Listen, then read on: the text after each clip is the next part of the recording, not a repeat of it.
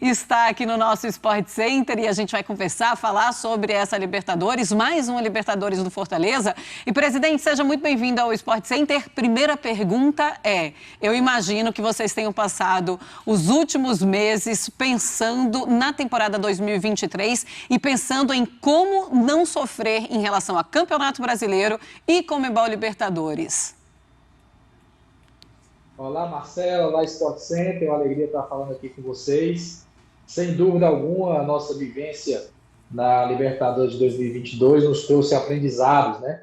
É muito difícil performar em alto nível nas duas maiores competições do continente, que é a Série A do Brasil e a Libertadores. Então, qual é o antídoto para isso? Vamos buscar começar o ano com um elenco mais forte, mais robusto, com mais opções, para que possamos encarar essas duas competições, sabendo que esse ano é até diferente, porque a gente entra na fase 2 da Libertadores. Né?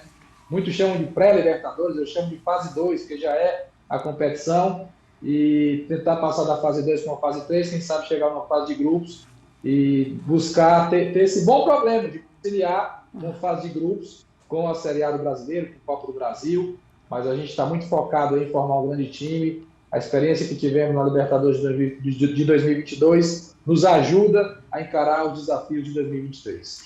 Marcelo, Mariana aqui falando, bem-vinda então mais uma vez aqui ao Sport Center.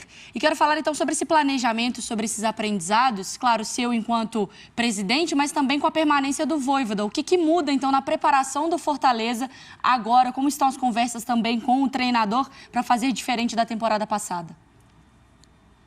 Mariana, a permanência do Vojvoda é algo muito bom, né? Porque é um treinador identificado, competente, que tem o respeito do grupo de atletas, o respeito do torcedor, que adora ele. E o fazer diferente significa a gente fazer um ano melhor, o que é muito difícil, porque o ano de 2022 nós somos campeões estaduais, campeões do Nordeste invicto nas duas competições, 8º no Brasileiro, quartas de final da Copa do Brasil, mas tivemos um período brasileiro de extrema dificuldade, que foi quando a gente conciliou ali com a Libertadores. No final foi bom, mas o sofrimento que nós tivemos foi bem complicado, muitos deram Fortaleza como rebaixado. Então o que a gente tem que tentar é ter um elenco mais robusto, para que no momento de divisão de competições, de viagens mais curtas, de deslocamentos, a gente tenha qualidade e peças suficientes para performar nas competições que a gente está participando. Então, essa é a ideia e a montagem do elenco, junto com o Vojvoda, é para isso. Presidente, já tive a oportunidade de te parabenizar, né, por tudo, né, pelo ano passado, pela permanência do Vojvoda, e aqui eu faço questão de deixar isso público, né, a sua forma de se colocar, a forma como você cuida do Fortaleza, isso é digno, isso é muito legal, novamente parabéns. Agora eu sei também que eu não estou falando com um acomodado. Qual o plano ambicioso para 2023, presidente? Ficar na Libertadores já não é mais ambicioso, já é o segundo ano. Eu quero saber mais para frente, qual o seu plano ambicioso para 2023, presidente? Olha, Mário, essa sua pergunta é muito boa, eu agradeço as suas palavras. E eu aprendi que no futebol é um livro que tem 365 páginas. Termina, você fecha o livro, guarda na estante e tem que escrever outro. Então, tudo que a gente fez em 2022 não vai valer para 2023. A gente tem que ter, sim, ambição. Tem que querer algo a mais, né? Desafio por desafio. Hoje aqui o tema é Libertadores e a competição mais importante do continente. O fato da gente ter ido bem na Libertadores do ano passado, ter passado de fase até as oitavas de final, nos credenciou, por exemplo, a estar no pote 1 do sorteio de hoje. Isso é muito importante, a possibilidade de decidir em casa. Então já é algo que a gente trouxe do que vivemos no ano passado. Então que a gente traga esse aprendizado num momento diferente, duas fases de mata-mata, né, que para passar de um para ter direito a disputar outra, e um país diferente que a gente vai visitar. A gente já esteve jogando na Argentina, já esteve no Chile, já esteve no Peru, agora no Uruguai, um adversário difícil. E eu acho que a ambição é de seguir fazendo história, de seguir fazendo Fortaleza conhecido no continente, subir no ranking de clubes da Conmebol, no ranking nacional de clubes da CBF. Somos já o 7º, é algo muito significativo. Quando eu assumi o clube, éramos o 42º, hoje somos o 7º do Brasil. No ranking da Conmebol também estamos crescendo.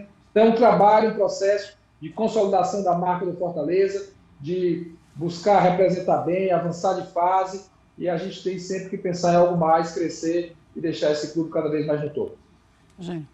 Eu queria seguir nesse mesmo caminho do Marra, né, presidente? Eu gostei muito da imagem do livro, mas esse livro já foi um caderno, aí ele virou um livro com capa simples, virou um livro com capa dura, agora já está virando com uma moldura dourada e tal, porque é um crescimento, como o senhor mesmo acabou de colocar, né? É uma evolução do Fortaleza. E assim, estou falando com a percepção, né, como se diz muito, né, o cara do eixo, o sulista e tal. O Fortaleza, ele, além dos resultados dentro de campo, ele está projetando uma imagem, primeiro para o Brasil, agora já começa a projetar essa imagem para o continente, que, ao meu ver, é uma imagem muito positiva.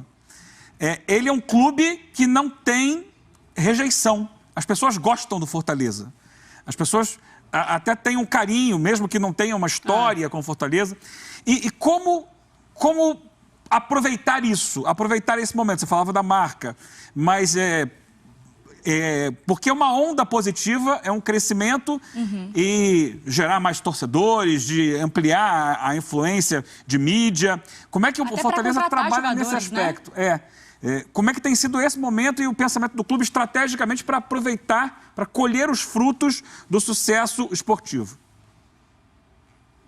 Bem, eu acho que quando a gente tem a possibilidade de participar de competições como a Libertadores, de ir para um 5º ano seguido na Série A no Brasil, que é muito difícil, é marco histórico para o Fortaleza, e de fazer isso da forma correta, né? O Fortaleza segura treinador, o Fortaleza tem projeto, o Fortaleza tem lindas festas na arquibancada, né? Os jogos do Fortaleza, mais de 33 mil de média de público, os mosaicos que a nossa torcida faz. O Fortaleza busca ter uma atuação muito ética no mercado, respeitando profissionais, respeitando adversários. Nunca usamos uma vitória, uma classificação para querer tripudiar adversário, para entrar na onda de ser torcedor. O torcedor faz isso, a diretoria não. O clube não, o clube respeita, o clube se posiciona de uma maneira que entendemos ser correta. Então, acho que isso faz sim essa simpatia, né, das pessoas que torcem pelo Fortaleza, que querem que o Fortaleza se projete, cresça. Eu lembro muito do momento difícil que nós vivemos ano passado, dentro da Série A. Muitas pessoas dizem, vocês não podem cair, o trabalho de vocês é legal, o projeto é bom, não pode ir para a 2ª divisão nesse momento. Então, acho que a gente tem que seguir no caminho reto, né, sem se deslumbrar.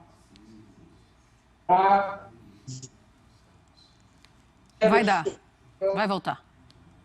Humildade, ambição é muito importante, porque a gente não pode jamais se acomodar. A gente tem que querer brigar. Futebol é alto nível, futebol a gente tem que estar o tempo todo se provando, assim a gente encara esse momento, essa crescente do clube.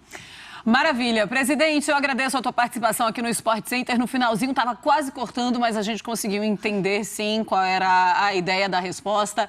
Muito obrigada, presidente, mais uma vez aqui no Sport Center. Marcelo Paz, presidente do Fortaleza, conosco, falando da temporada 2023. E é claro que a gente imagina que, com os erros e tendo aprendido com os erros de 2022, chegando em 2023. Um Papai Noel para o torcedor do Fortaleza. Vai dar um presentão aqui. A contratação A contratação.